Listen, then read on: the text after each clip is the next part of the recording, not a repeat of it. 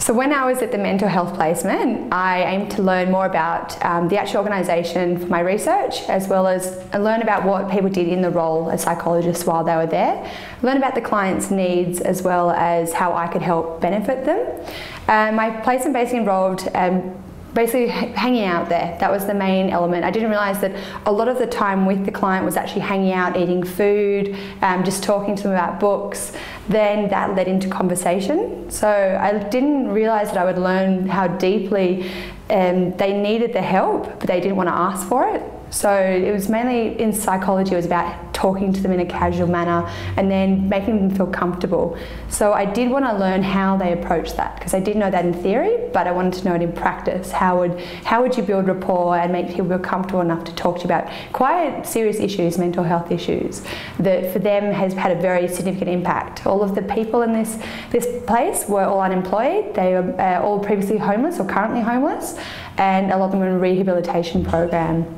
So they were all very high-risk people, so we had to be very sensitive. So I wanted to learn more for my research and more for my future career about their needs and how I could work with them. So out of my experience, I wanted to just gain greater exposure in the community sector of legal advisory. So because of that, I decided to go to the National Children's and Youth Law Centre. The main reason for going there was to get away from the whole corporate atmosphere of doing, a general clerkship and getting a more sort of hands-on experience. So talking to people that actually need greater access to the law, but they can't afford it. So those were the main aims behind going there. Well, for me personally, as an international studies student, there's no better way to improve your language than actually going over there. But for me, it was also to see a bit of the Japanese culture, like how they view their people in relation to how we view their people from, like, in the classroom setting over here in Macquarie.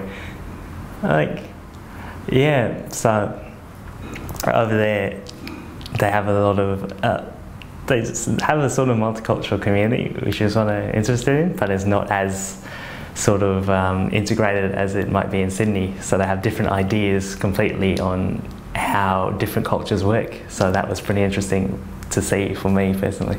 The first thing I wanted to get out of my experience was definitely the academic learning. I think Canada is such a great country to go to because it is so closely related to Australia, and I'm a law student, so the law in Canada is very much Commonwealth, like the law in Australia. So that was the first thing. The second thing was for career development. Career in the sense that I can narrow down the interests that I want to do, I guess, in law, and the sort of areas that I enjoy, and go from there and see what I'd like to specialise in. And thirdly, just for leisure and social networking and meeting new people.